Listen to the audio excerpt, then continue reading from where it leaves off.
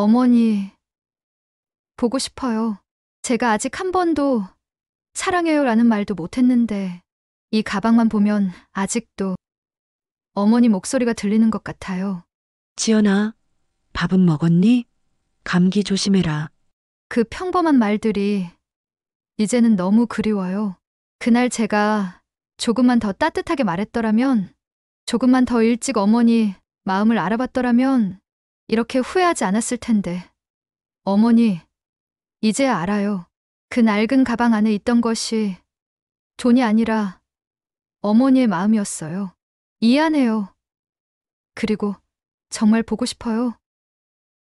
그날 저는 시어머니의 마지막 짐을 정리하고 있었어요. 30년을 함께 살아온 이 낡은 집은 벽지는 들뜨고 마루엔 세월의 자국이 가득했죠. 그래도 이곳은 한 분의 평생이 담긴 공간이었어요. 저는 장롱을 하나씩 열며 옷가지를 꺼냈어요. 손때 묻은 스웨터, 돌아가신 시아버지 이름이 새겨진 손수건, 그리고 장롱 제일 밑칸에 놓인 오래된 가죽 가방 하나. 가방은 생각보다 무거웠어요. 손잡이는 닳아 실밥이 풀려 있었고 가죽 특유의 냄새가 코를 찔렀죠. 어머니는 이런 걸 왜 아직도 갖고 계셨을까? 저는 별 생각 없이 가방을 들고 현관 쪽으로 걸어갔어요. 버릴 짐들이 쌓인 곳으로요. 여보, 이거 버려도 되지? 어머님 물건 중에 제일 낡았어. 남편은 소파에 앉아 창밖을 보고 있었어요. 어머니를 떠나보낸 지 사흘째, 그의 눈가엔 아직 붉은 기운이 남아 있었죠. 그거 그냥 두면 안 될까? 왜? 다 정리하라며? 어머님도 안 쓰시던 건데 계속 둘 순 없잖아. 그래. 남편은 더 이상 아무 말도 하지 않았어요. 저는 그대로 가방을 검은 쓰레기 봉투 안에 넣었죠. 짐을 줄일수록 마음이 가벼워지는 것 같았으니까요. 그때는 정말 몰랐어요. 그 가방이 제 인생을 흔들 줄은요. 며칠 전까지만 해도 시어머니는 평소처럼 말씀하셨어요. 지연아, 살림은 깔끔해야 한다. 물건이 많으면 마음도 복잡해지는 법이야. 그 말이 귀찮았어요. 또 시작이구나 싶었죠. 네, 알겠어요. 건성으로 대답하면서도 시어머니는 끝까지 말씀하셨죠. 그런데 이제 그분은 이 세상에 안 계셨어요. 병실에서 떠나시기 하루 전까지도 제 이름을 부르셨대요. 그건 장례를 치르고 나서야 들었어요. 남편의 형님이 조심스럽게 말했죠. 지연이 얼굴 보고 싶다고 하셨다고. 그 말을 듣는 순간 가슴 한쪽이 뜨끔했어요. 하지만 저는 애써 외면했습니다. 이미 늦은 일이었으니까요. 유언장은 남겨놓으셨대. 모르겠어. 아버지 돌아가셨을 때처럼 변호사 통해서 남기셨을 수도 있지. 그럼 더 정리해야지. 유품이라도 깨끗이 해놔야 나중에 편하잖아. 저는 그렇게 말하며 다시 방으로 들어갔어요. 사진첩, 낡은 약봉지, 손때 묻은 옷까지, 오래된 털장갑까지 하나하나 분류하며 버리다 보니 묘하게 마음 한구석이 편안해졌어요. 솔직히 말하자면 시어머니와 사이가 좋았던 적은 없었어요. 결혼 초부터 시어머니는 저를 부족한 며느리라 생각하셨죠. 명절마다 새벽부터 일하고 웃으며 인사하고 밤에는 설거지하다 울었던 날들. 그 시간들이 쌓여 어느 순간부터 시어머니를 대하는 게 너무 힘들었어요. 그래서 장례를 치르고 나서도 눈물이 잘 나오지 않았어요. 그저 의무감으로 짐을 정리했을 뿐이었죠. 여보, 나 이거 진짜 버릴게. 냄새도 나고 계속 둘 수도 없잖아. 잠깐만, 어머니 사진은 다 챙겼어? 사진. 아, 가방 안에 있던 거 말이지. 그건 그냥 오래된 종이 사진이잖아. 찍어둔 것도 아니고. 그래도 그런 건 좀. 여보, 다 추억이 될 순 없잖아. 우리도 이제 정리하고 앞으로 나아가야지. 저는 그렇게 말하며 봉투 입구를 묶었어요. 그날 오후 하늘에선 가랑비가 내렸죠. 비는 조용했고 마치 누군가의 한숨 같았어요. 비닐봉투는 조금씩 젖어들었고 저는 그 봉투를 현관 앞에 내놨어요. 이제 이 집에 그분의 흔적은 없겠지. 그렇게 생각하며 문을 닫으려는 순간 탁 무언가 떨어졌어요. 구겨진 흑백 사진 한 장이었어요. 사진 속엔 젊은 시절의 시어머니가 환하게 웃고 계셨죠. 주름 하나 없는 얼굴, 반짝이는 눈, 그리고 입가의 미소. 그 모습이 낯설었어요. 그리고 그 옆엔 6살쯤 되어 보이는 여자아이 한 명. 하얀 원피스를 입고 어머니 손을 꼭 잡고 있었어요. 그 아이 얼굴을 보는 순간 심장이 쿵 내려앉았어요.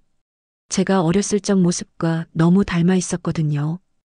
이건 뭐지? 저는 사진을 들고 한참을 서 있었어요.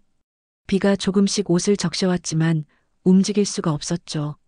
그동안 냉정하다고만 생각했던 분이 저렇게 따뜻하게 웃고 계시다니.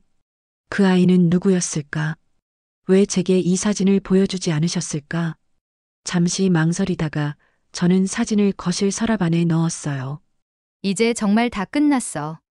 다 끝난 거야. 하지만 인생은 그렇게 단순하지 않았어요. 버린다고 해서 끝나는 일은 없었죠. 며칠 뒤 남편이 제게 말했어요. 지연아, 어머니 방에서 일기장을 하나 찾았어. 남편 손엔 낡고 누런 공책 한 권이 들려 있었어요. 표지엔 볼펜으로 이렇게 적혀 있었죠. 지연이에게. 그 순간 제 손이 떨리기 시작했어요. 그 일기장이 모든 진실의 시작이었어요. 그날 밤 남편은 유품 정리를 멈추더니 시어머니 방 앞에서 한참을 서 있었어요. 손잡이에 손을 올렸다가 내렸다가를 반복했죠. 마치 그 문을 열면 돌이킬 수 없는 일이 벌어질 것 같은 두려움이 있는 듯 했어요. 저는 부엌에서 설거지를 하다 그 모습을 봤어요. 남편의 어깨가 작게 떨리고 있었죠. 여보, 제가 부르자 남편은 천천히 방문을 열었어요. 방 안엔 여전히 시어머니의 향수 냄새가 남아 있었죠. 달콤하면서도 쓸쓸한 그 향기. 창문 너머 달빛이 방 안을 희미하게 비추고 있었어요. 낡은 화장대 위엔 손때 묻은 빛, 태 없는 안경, 립스틱 하나, 그리고 작은 노트 한 권이 놓여 있었어요. 남편은 떨리는 손으로 그 노트를 집어들었어요. 표지는 바래고 모서리는 닳아 있었죠. 수십 년은 돼 보였어요. 지연아, 이거 좀 봐. 뭔데 그래? 그만 좀 뒤져. 이제 다 정리됐잖아. 남편의 목소리는 평소와 달랐어요. 낮고 조심스럽고 어딘가 무너질 것 같았죠. 어머니 글씨야. 일기 같아. 저는 못 들은 척 했어요. 하지만 그 손끝의 떨림이 자꾸 눈에 밟혔죠. 지연아, 제발 한 번만 와봐. 결국 저는 설거지를 멈추고 방으로 들어갔어요. 남편은 화장대 앞 낡은 의자에 앉아 천천히 글을 읽기 시작했죠. 저는 그 뒤에서 어깨 너머로 글씨를 봤어요. 거기엔 시어머니의 하루들이 빼곡히 적혀 있었어요. 2023년 5월 12일. 오늘 지연이가 반찬을 두고 나갔다. 내가 부탁한 건 아니지만 고마웠다. 근데 문 닫는 소리가 너무 빨랐다. 바빴던 걸까? 아니면 나를 피한 걸까? 6월 3일. 요즘은 말 한마디 건네기도 어렵다. 내가 뭐라 하면 표정이 굳는다. 그래도 내가 먼저 웃어야겠지. 며느리에게 미움받는 시어머니가 되고 싶진 않은데. 7월 19일. 오늘 지연이가 명절 준비하다 손을 베었다. 약을 가져다 주려 했는데 손사래를 쳤다. 괜찮다고, 내 도움은 필요 없다고 했다. 짧은 문장 하나하나가 마음을 찔렀어요. 그런 거 왜 봐? 지나간 일이잖아. 제 목소리가 떨렸어요. 더 이상 보고 싶지 않았어요. 가슴이 너무 아팠거든요. 지연아, 어머니가 너한테 고마웠다고 써놨어. 고마워? 나한테 무슨 소리야? 지난 겨울 기억나? 네가 죽 끓여서 문 앞에 놔둔 거. 그날 어머니는 그 죽 덕분에 살았다고 써 있으셔. 지연이가 내 방문 앞에 놓고 간 죽 한 그릇. 그 따뜻함이 내 가슴까지 녹였다. 이 아이는 나를 미워하지 않는구나. 그것만으로도 감사하다. 이렇게. 순간 가슴이 쿵 내려앉았어요. 그날 저는 의무감으로 했던 일이었거든요. 그냥 마음이 불편해서 끓인 죽이었어요. 문 앞에 놓고 도망치듯 나왔던 그날. 그분은 그걸 그렇게 받아들이셨던 거예요. 그 한 줄을 읽는데 눈물이 왈칵 쏟아졌어요. 아니야. 난 그분이 날 싫어했다고 생각했는데. 그분이 표현을 잘 못하셨던 거야. 일기 전체를 보면 오히려 널 걱정하고 이해하려고 애쓰신 게 보여. 이제 와서 그런 게 무슨 소용이야. 이미 다 늦었잖아. 그래도 알아야 하잖아. 진심은 남는 거니까. 남편은 일기장을 품에 안고 말이 없었어요. 그 침묵 속에서 시어머니의 목소리가 들리는 것 같았죠. 지연아, 나는 너를 미워한 적이 없단다. 그저 방법을 몰랐을 뿐이야. 처음이라 서툴렀을 뿐이야. 그 문장을 떠올리자 마음이 무너졌어요. 그동안 쌓인 오해들이 한순간에 무너지는 기분이었죠. 여보, 혹시 어머님이 남긴 다른 거 없어? 편지나 뭐 그런 거. 편지는 없어. 근데 일기 마지막 장에 이상한 문장이 있어. 뭔데? 가방은 그 애가 알아줄 거라 믿는다. 이렇게만 써 있으셔. 가방이 뭘 말하는 걸까? 순간 머리가 하얘졌어요. 며칠 전 제가 버렸던 그 낡은 가죽 가방이 떠올랐죠. 손잡이 풀리고 냄새나던 그 가방. 설마, 그걸 말하는 건 아니겠지. 하지만 불안한 예감이 커졌어요. 심장이 빠르게 뛰기 시작했죠. 시어머니의 사진 속 미소가 마치 제게 말을 거는 것 같았어요. 지연아, 내가 남긴 건 그게 전부였어. 내가 알아주길 바랐는데.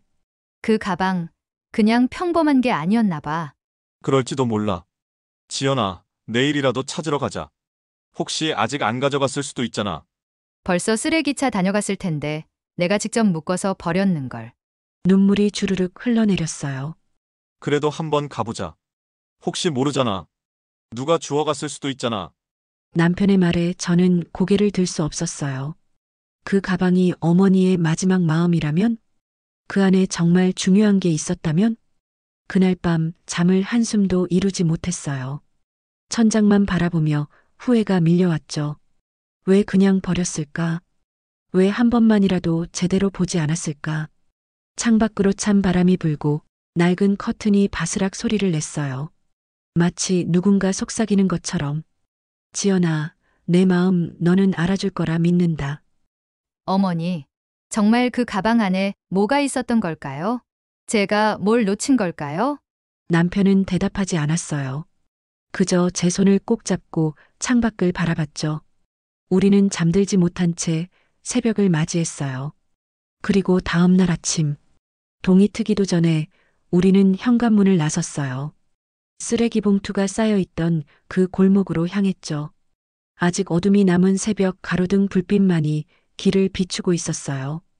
우리는 숨을 몰아쉬며 그곳에 도착했어요. 그리고 그곳에서 우리 인생이 완전히 바뀌게 될 줄은 그때는 아무도 몰랐습니다. 새벽 공기가 싸늘했어요. 우린 전날 비에 젖은 골목을 천천히 걸었죠. 무릉덩이를 피해가며 서로의 손을 꼭 잡았어요. 남편은 쓰레기 봉투가 쌓여 있던 자리로 앞장섰고 저는 묵직한 마음으로 뒤를 따랐어요. 발걸음이 무거웠죠. 마치 최후의 심판을 받으러 가는 것처럼. 벌써 수거해 갔을 거야. 이 시간엔 차량이 한 번은 돌았을걸? 제 목소리는 떨렸어요. 찾고 싶으면서도 동시에 두려웠거든요. 그래도 혹시 모르잖아. 어머니가 가방이라 하셨잖아. 그게 뭔진 우린 알아야 해. 그 말에 저는 아무 대답도 못했어요. 그 가방이 단순한 짐이 아니었다면 나는 도대체 무슨 일을 한 걸까? 숨쉬기도 힘들었어요. 길모퉁이엔 봉투 몇 개가 남아 있었어요. 젖은 옷까지, 종이 상자, 깨진 그릇들이 뒤엉켜 있었죠. 남편은 무릎을 꿇고 하나하나 뒤지기 시작했어요. 손이 더러워지는 것도 신경 쓰지 않았죠. 저도 옆에 쪼그려 앉았어요. 차가운 바닥이 중요하진 않았어요. 제발 여기 있어야 해. 속으로 간절히 빌었죠. 여보, 이게 맞는 것 같아. 냄새도 비슷하고. 남편 손엔 물에 젖어 더 낡아 보이는 그 가죽 가방이 들려 있었어요. 정말 찾았어? 정말로? 그래, 안에 뭐가 있는진 모르지만 어머니가 남기신 게 분명해. 젖은 가죽에서 물방울이 뚝뚝 흘렀고 이상하게 가슴이 두근거렸어요. 마치 시어머니를 다시 만나는 것 같았죠. 우린 가방을 소중히 안고 집으로 돌아왔어요. 거실 탁자 위에 올려두고 물기를 조심스레 닦았죠. 낡은 가죽 사이로 손때가 선명했어요. 어머님이 얼마나 자주 만지셨을까? 잠금쇠를 돌리자 삐걱 소리와 함께 오래된 종이 냄새가 방 안에 퍼졌어요. 세월의 냄새였죠. 어, 이건 일기장이네? 또 있어.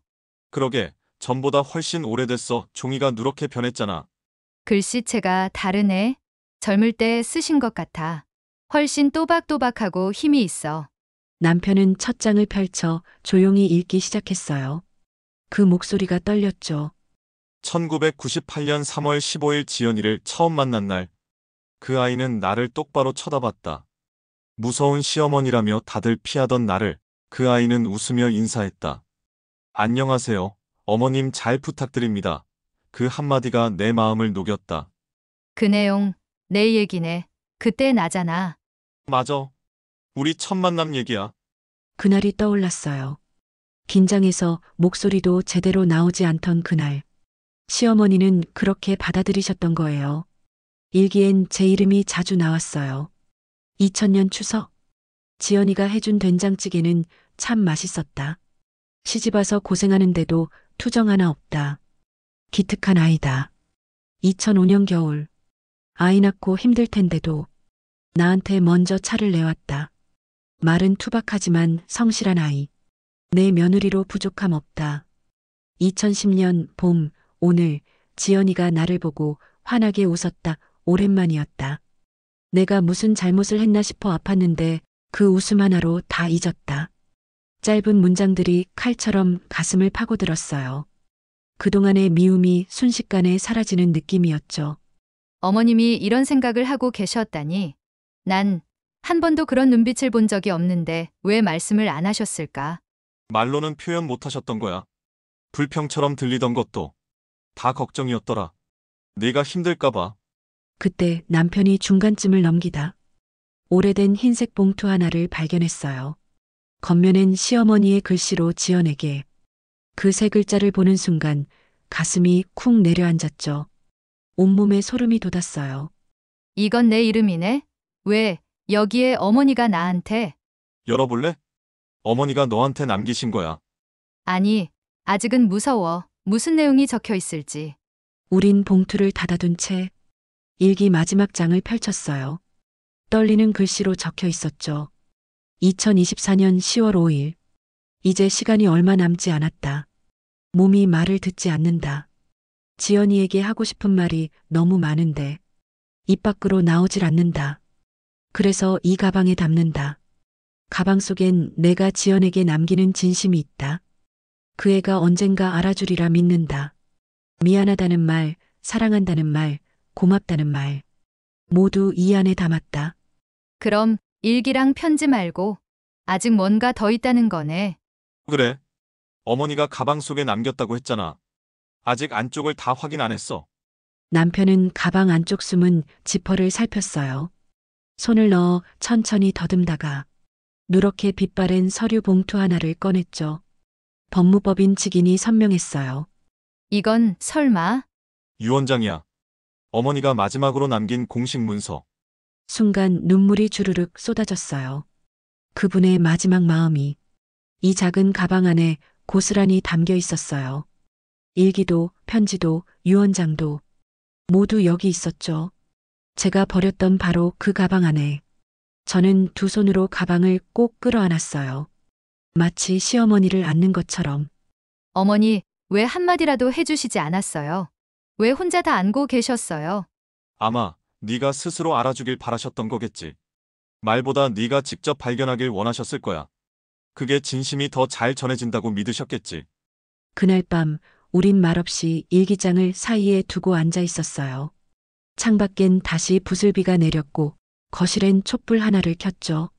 작은 불빛이 흔들릴 때마다 시어머니의 미소가 겹쳐 보였어요. 어머니, 이제야 알았어요. 이제야. 그제야 깨달았어요. 제가 버린 건 가방이 아니라 그분의 마음 전부였다는 걸. 그 무게를 이제야 온전히 느꼈죠. 지연아, 이제 편지를 읽어볼까? 응. 이젠 마주할 용기가 생겼어. 어머니의 마지막 말씀을 온전히 들을게. 밤이 깊었어요. 빗소리가 잦아들 무렵 우리는 두꺼운 서류 봉투를 거실 책상 위에 조심스럽게 올려두었죠. 유언장이라는 글씨가 낡은 잉크로 희미했어요. 법무법인 직인, 공증 날짜, 시어머니의 서명까지 모든 게 선명했죠. 남편은 말없이 봉투 가장자리를 쓸어내렸어요. 마치 어머니의 손을 만지는 것처럼. 저도 숨을 죽이고 그 봉투를 바라봤어요. 시간이 멈춘 것 같았죠. 지연아, 이거 정말 열어도 될까? 당신 어머니가 남긴 거잖아. 우린 자식이야. 그분의 마음이라면 당연히 봐야지. 그래, 맞아. 남편은 고개를 끄덕이고 천천히 봉투를 뜯었어요. 성물을 다루듯 조심스럽게. 오래된 종이 냄새가 방 안에 퍼졌죠. 세월의 냄새, 기다림의 냄새였어요. 서류를 펼치자 또렷한 필체가 눈에 들어왔어요. 흔들림 없이 쓴 마지막 글자들. 나, 박영희는 온전한 정신으로 다음과 같이 유언합니다. 나는 내 전 재산을 며느리 김지연에게 남깁니다. 그 아이는 내 아들보다 더 아들 같은 사람이었습니다. 평생 말 한마디 제대로 해주지 못했지만 그 아이만큼 나를 이해해준 사람은 없었습니다. 뭐라고요? 어머니가 재산을 너에게 남기셨어. 전부 다. 그럴 리가 없어요. 평생 저한테 차갑게 하시던 분이 어떻게. 믿기지 않았어요. 아니, 믿고 싶지 않았죠. 마치 마지막까지 저를 시험하시는 것 같았어요. 어머니가 마지막으로 서명하신 날짜가 2024년 9월 20일이야. 당신이 병원비 보태드렸던 바로 그날. 그게 무슨 뜻이에요? 당신 몰래 카드값 밀린 거 나도 알고 있었잖아. 그때 힘들었던 거 어머니가 다 갚으셨더라. 여기 은행 기록이 첨부돼 있어. 어머님이요? 정말요? 작년 가을의 기억이 파노라마처럼 스쳤어요. 병원비, 아이 학원비, 급한 살림. 밤마다 계산기를 두드리던 날들. 어느 날 은행에서 왔던 연락. 대출금 전액 상환. 익명 상환자 요청. 그때는 누군지 알지 못했죠. 아니, 알고 싶지 않았어요. 그게 시어머니셨다니 숨이 막혔어요. 그럼 그 익명 상환자가 어머니였어요? 그래, 문서에 다 있어. 이 유언장도 변호사 날인과 공증이 완벽해. 법적으로 유효해. 손끝이 떨렸어요. 온몸이 떨렸죠. 그분이 왜 끝까지 아무 말 안 하셨는지. 미워서가 아니었어요. 차가워서도 아니었어요. 끝까지 저를 믿고 싶어서 제가 스스로 알아주길 바라셔서였죠. 그럼 왜 한마디도 안 하셨어요? 한 번만이라도 따뜻하게 말해주셨다면. 표현은 서툴렀어도 마음은 늘 깊었어. 어머니는 말보다 행동을 택하셨던 분이잖아. 남편은 일기장 옆에 유언장을 나란히 두었어요. 두 종이가 나란히 놓이는 순간 시어머니의 생전 모습이 눈앞에 그려졌죠. 주방에서 조용히 반찬을 만드시던 손, 말없이 제 방문 앞에 과일을 놓고 가시던 발걸음. 그 모든 것이 사랑이었어요. 지금도 들리는 듯 했죠. 지연아, 돈보다 마음이 더 중요하단다. 나는 내가 그걸 알아주길 바랐어. 재산은 형식일 뿐, 내가 남기고 싶었던 건 내 진심이란다. 이건 그냥 유산이 아니에요. 사람이 남긴 마지막 신뢰예요. 그분이 저를 믿으셨다는 증거. 그걸 제가 버렸다고 생각하니 너무 미안해요. 지연아, 남편은 저를 꼭 끌어안았어요. 어머니가 원하신 건 돈이 아니었어. 내가 그 마음을 이해하는 거였겠지. 넌 이제 이해했잖아. 그걸로 됐어. 오해로 쌓아 올린 벽이 조용히 무너졌죠. 미워했던 시간들, 피했던 순간들, 차갑게 돌아섰던 기억들이 녹아내렸어요. 이제 어떻게 해야 할까요? 내일 변호사 사무실에 가자. 유언장 정식 확인 절차부터. 그게 어머니가 원하신 길이니까. 그래요. 그리고 어머님 묘소에도 들러야겠어요. 늦었지만 사과드리고 싶어요. 우리는 끝내 잠들지 못했어요. 책상 위엔 일기장과 유언장, 낡은 가방이 나란히 놓였죠. 촛불 하나가 조용히 그 위를 비췄어요. 세 가지가 하나의 이야기처럼 이어졌죠. 무심했던 며느리에게 남긴 진심. 재산보다 값진 사랑의 증거였어요. 어머니, 이제야 알겠어요.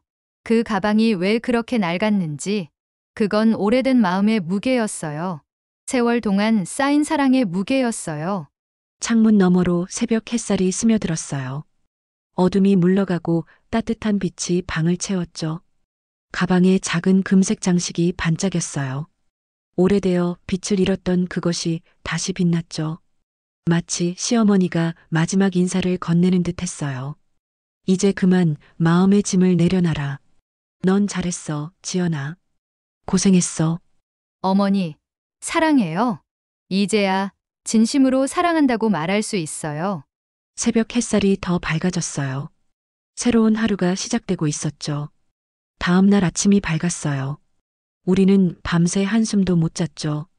눈을 감아도 시어머니의 글씨가 보이고 귀를 막아도 그분의 목소리가 들렸거든요.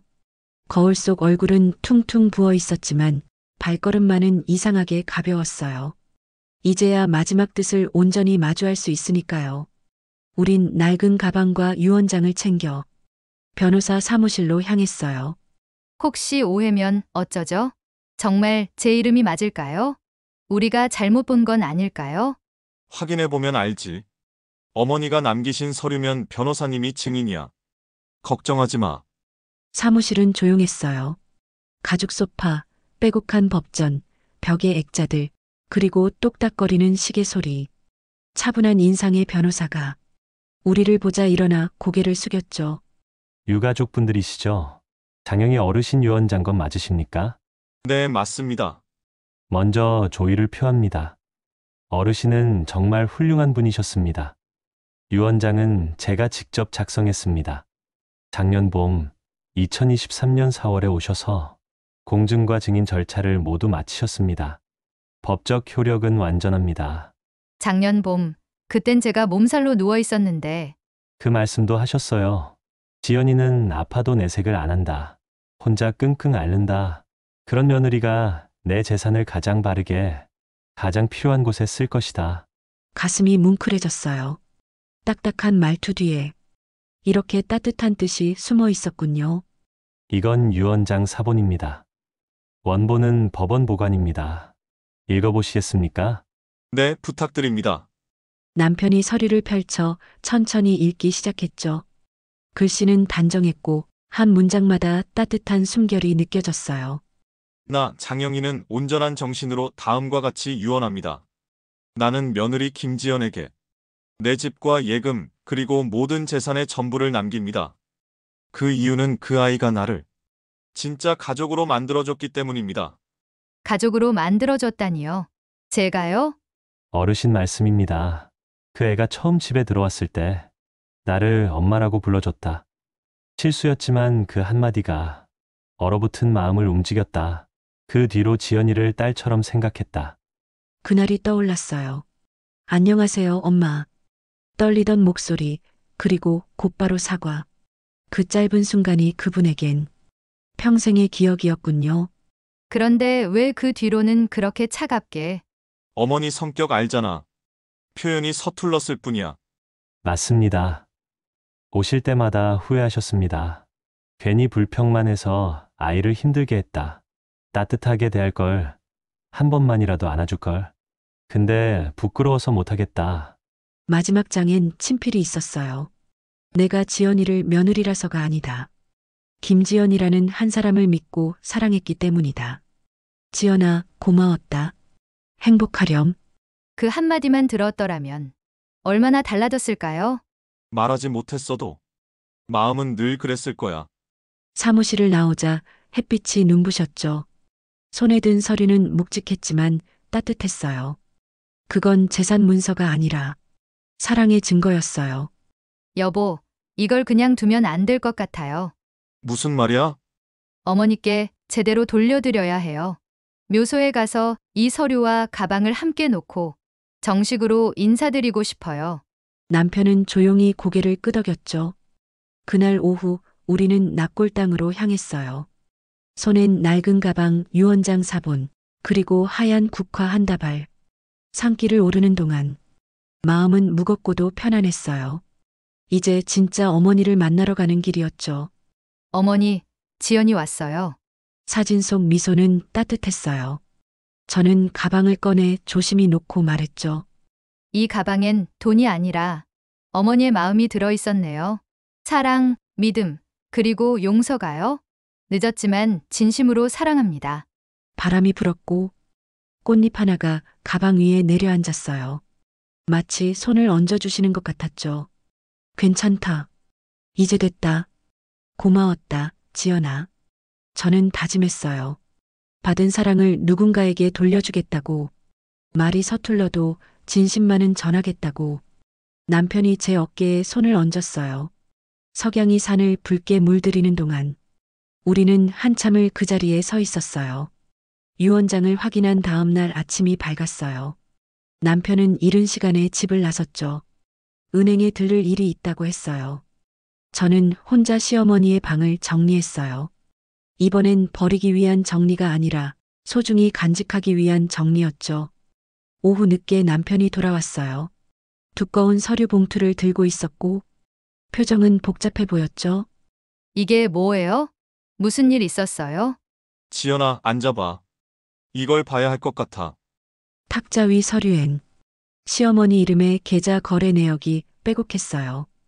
2015년부터 2024년까지 거의 10년치였죠. 어머니 통장 내역이야. 은행에서 정식으로 발급받았는데. 지연아, 내 이름으로 납부된 항목들. 전부 어머니가 대신 내주신 거야. 제 이름으로요? 무슨 말이에요? 서류를 들여다보자 말문이 막혔어요. 병원비, 학원비, 공과금, 보험료, 심지어 차량 수리비까지 수십 건의 내역 옆에 제 이름이 있었죠. 그건 모두 제가 가장 힘들던 시기였어요. 어떻게든 해결됐던 일들이었죠. 그때마다 저는 운이 좋았다고만 생각했어요. 그럼 제가 힘들 때마다 연체금 갚아주고 병원비 내주신 분이 맞아. 나한테도 말씀하지 않으셨는데 전부 어머니 혼자서 다 해결하셨더라. 남편은 서류 밑에서 작은 봉투를 꺼냈어요. 손때 묻은 하얀 봉투였죠. 안엔 손편지 한 장이 정성스레 접혀 있었어요. 겉면엔 떨리는 글씨. 지연에게 마지막으로 꼭 전하고 싶은 말. 어머님이 직접 쓰신 거네요. 언제 쓰신 거예요? 은행에서 줬는데 유언장 작성 후에 이 편지는 금고에 따로 보관해달라 하셨대. 유언 집행이 끝나면 며느리에게 전해달라고. 저는 봉투를 열고 편지를 펼쳤어요. 누런 편지지, 파란 볼펜 글씨. 글씨는 떨렸지만 마음은 분명했죠. 지연아, 이 편지를 읽고 있다면 나는 이미 이 세상 사람이 아니겠구나. 평생 하고 싶었던 말을 이제야 이렇게 쓴다. 나는 내가 며느리라서 도운 게 아니다. 사람으로서 김지연이라는 한 사람을 온전히 믿었기 때문이다. 내가 힘들 때마다 내가 도울 수 있어 감사했다. 말은 못했지만 그게 내 유일한 기쁨이었다. 미안하다. 따뜻한 말을 못해줘서, 사랑한다는 말도 고맙다는 말도 못해줘서. 하지만 알아주렴. 내 마음만은 진심이었다는 걸. 어머니가 그 문장을 읽는 순간 참아온 눈물이 한꺼번에 터졌어요. 며느리라서가 아니라 사람으로서 믿었다. 그 한 줄이 모든 오해를 무너뜨렸죠. 어머니는 처음부터 저를 진짜 가족으로 받아주셨던 거네요. 맞아. 말은 못했어도 늘 그렇게 생각하셨던 거야. 그분이 남긴 건 돈이 아니라 신뢰였고 사랑이었어. 남편은 편지를 제게 건네며 말을 이었죠. 그리고 어머니가 내 이름으로 적금도 하나 만들어 두셨어. 적금이요? 언제요? 우리 결혼식 날. 그날 혼자 은행에 가셔서 내 이름으로 통장을 만드셨대. 입금은 단 한 번. 정확히 10만 원. 10만 원이요? 왜요? 그 말을 은행 직원이 기억하고 있었어. 어머니가 이렇게 말하셨다고 해. 내 며느리에게 주는 첫 선물이에요. 금액은 작아도 이 마음은 평생 지켜줄 거예요. 이 아이가 힘들 때 이 통장을 보며 내가 곁에 있다는 걸 알아줬으면 좋겠어요. 라는 말을 전해줬어. 그 말을 듣는 순간 가슴이 뜨거워 숨쉬기조차 힘들었어요. 작은 돈일 수 있지만 그 안의 마음은 어떤 재산보다 컸죠. 어머니가 화내셨던 것도 다 걱정이 되어서였나 봐요. 제가 실수할까봐, 상처받을까봐. 맞아. 다치지 말라고, 힘들지 말라고. 더 엄하게 대하셨던 거야. 그게 그분의 사랑 표현 방식이었어. 탁자 위엔 4가지가 놓였어요. 유언장, 거래 내역서, 손편지, 적금 통장. 모두 시어머니가 남긴 진심의 증거였죠. 세월의 무게, 사랑의 무게가 느껴졌어요. 여보, 이제 어머님을 원망하지 않아요. 오히려 제 잘못이 보여요. 그 마음을 몰라봤던 제가 죄송해요. 그 마음이면 됐어. 이제 알았잖아. 어머니도 편히 쉬실 거야. 네가 이해해줬으니까. 그날 밤 저는 혼자 거실에 앉아 낡은 가방을 무릎에 올렸어요. 거친 가죽을 손바닥으로 천천히 쓰다듬었죠. 표면은 낡았지만 그 속엔 수많은 이야기가 있었어요. 따뜻하고 조용한 손길이 손바닥에 전해지는 듯 했어요. 지연아, 나는 너를 믿었다. 처음부터 끝까지. 그 말이 마음속에서 울렸죠. 어머니, 고마워요. 사랑해요. 창밖엔 달빛이 고요히 내려앉았고 달빛이 가방 위를 부드럽게 비쳤어요. 마치 어머니가 웃으며 대답하시는 것 같았지요. 그날 하늘은 유난히 맑았어요. 구름 한 점 없는 파란 하늘. 마치 시어머니가 우리를 맞으려 날씨를 개개하신 듯 했죠. 우리는 산기슭 좁은 길을 천천히 올랐어요. 돌계단 하나하나가 무거웠고 발걸음마다 가슴이 두근거렸죠. 길 끝에 작은 납골당이 보였어요. 제 손엔 낡은 가방과 어머니의 편지.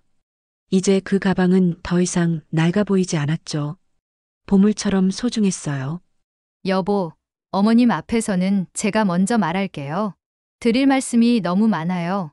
그래, 천천히 너 하고 싶은 말 다 해. 어머니가 기다리고 계실 거야. 묘소 앞에 서자 따뜻한 봄바람이 살짝 불었어요. 그 바람엔 어머니가 즐겨 쓰던 비누 향기가 실려 있었죠. 그 냄새 하나에 눈물이 차올랐어요. 어머니, 저 왔어요. 지연이가 왔어요. 많이 늦었죠. 늘 이렇게 늦게야 깨닫는 게 제 잘못이에요. 말이 끝나자 목이 꽉 막혔어요. 가방을 꺼내 무릎 앞에 조심스레 놓고 잠금쇠를 천천히 열었죠. 딸깍 조용한 산속에 울렸어요. 안에는 유언장 사본, 손편지, 낡은 일기장이 고이 들어 있었어요. 우리가 정성스레 정리해 넣은 것들이었죠. 어머님, 어머님의 마음이 담긴 가방이에요.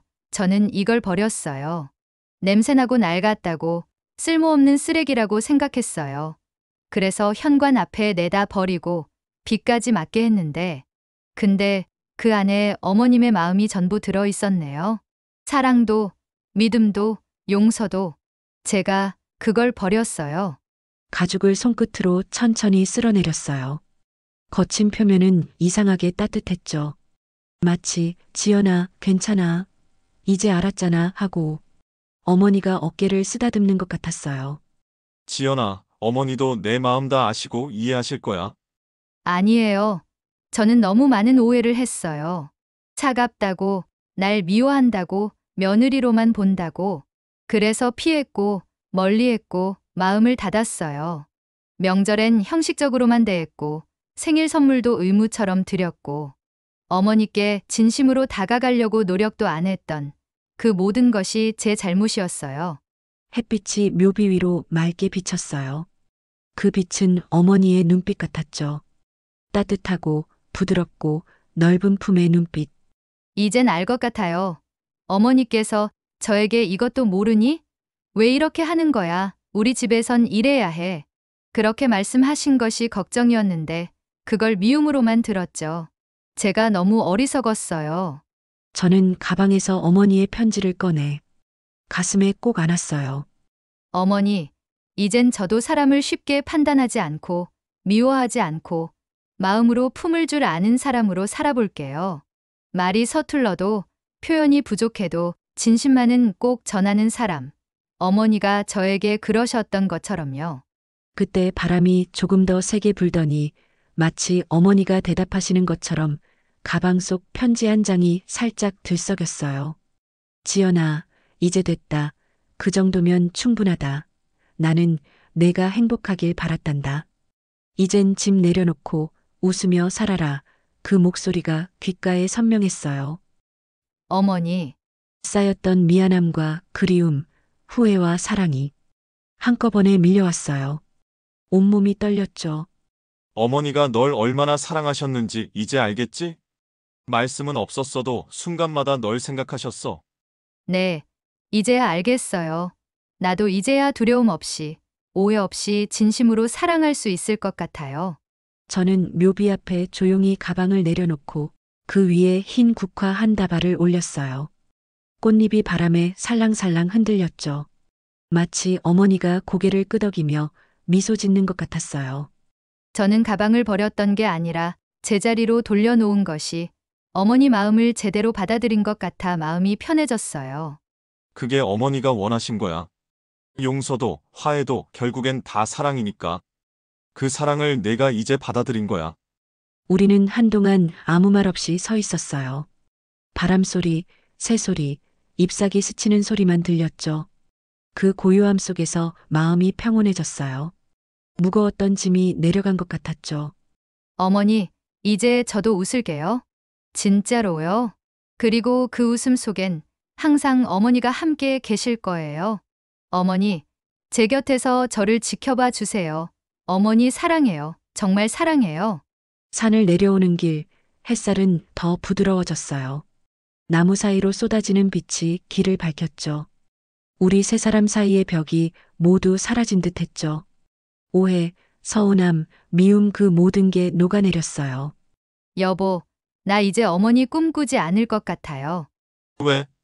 이젠 꿈이 아니라 마음속에 계실 테니까요. 항상 함께요. 남편은 웃으며 제 손을 더 꼭 잡았죠. 하늘을 올려다보니 하얀 구름 한 점이 천천히 흘렀어요. 그 구름이 어머니 같았죠. 조용히, 평화롭게, 우릴 지켜보는. 어머니, 이젠 편히 쉬세요. 이제부터는 제가 잘 살아볼게요. 마음속으로 그렇게 인사하고 우리는 손을 잡고 천천히 산을 내려왔어요. 며칠이 흐르고 집안은 한결 조용해졌어요. 장롱 위 낡은 가방은 버려진 물건이 아니라 가족의 마음을 잇는 다리처럼 보였죠. 여보, 어머님 뜻을 생각해 보니까 그분은 아마 돈보다 마음을 나누길 바라셨던 것 같아요. 그래서? 유언장에 적힌 재산, 우리 둘만 가지면 안 될 것 같아서요. 남편은 서류를 바라보다 결심한 듯 고개를 끄덕였어요. 그럼 어머니 이름으로 기부하자. 예전에 돕던 요양원 기억하지? 응. 어머님 또래 어르신들 많았지. 우린 장용자 기념 나눔 계좌를 열고 일부를 기부금으로 남은 건 유지봉사 재료비로 쓰기로 했어요. 이게 진짜 어머님 뜻을 잇는 길 같아요. 누군가에게 따뜻함을 나누는 것. 맞아. 주는 게 받는 것보다 크다. 어머니가 늘 하시던 말이었지. 며칠 뒤 우린 요양원을 찾아 기부 증서를 전달했어요. 원장은 우리 손을 꼭 잡고 말했죠. 장용자 어르신을 잊지 않으셨군요. 그분은 여기서 늘 조용히 어려운 분들 간식 챙겨주셨어요.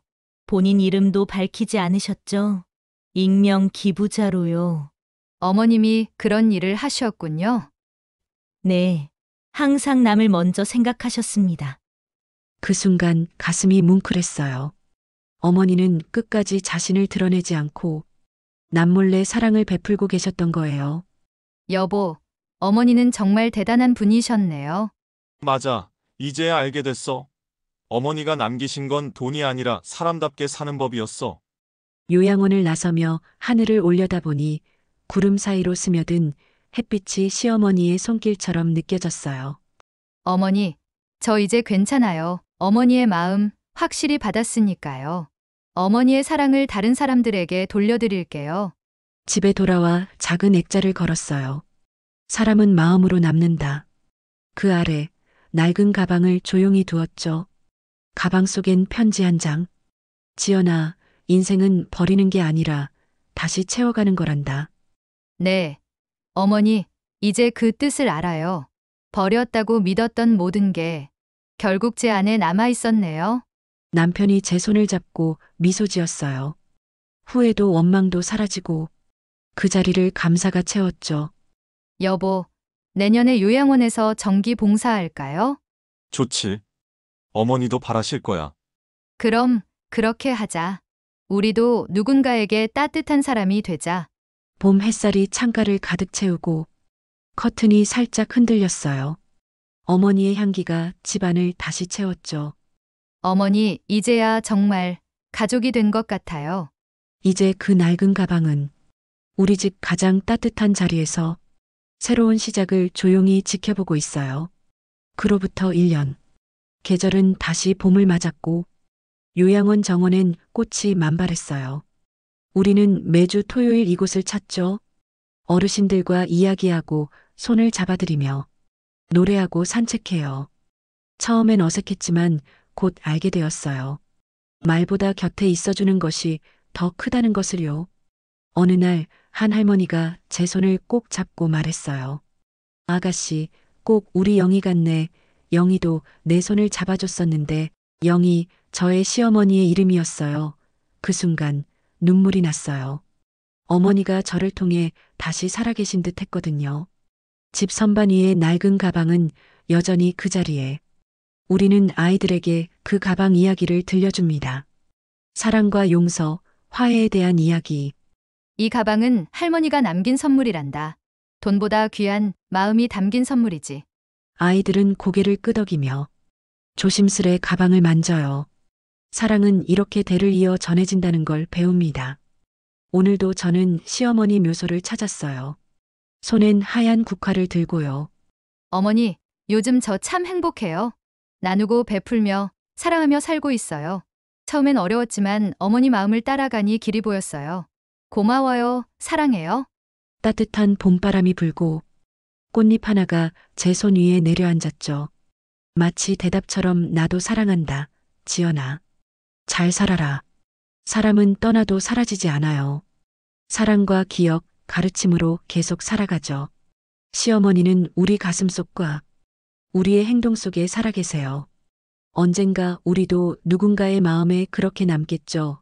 말보다 행동으로, 보여주기보다는 나눔으로. 차가운 듯 보였지만 가장 따뜻했던 사랑으로.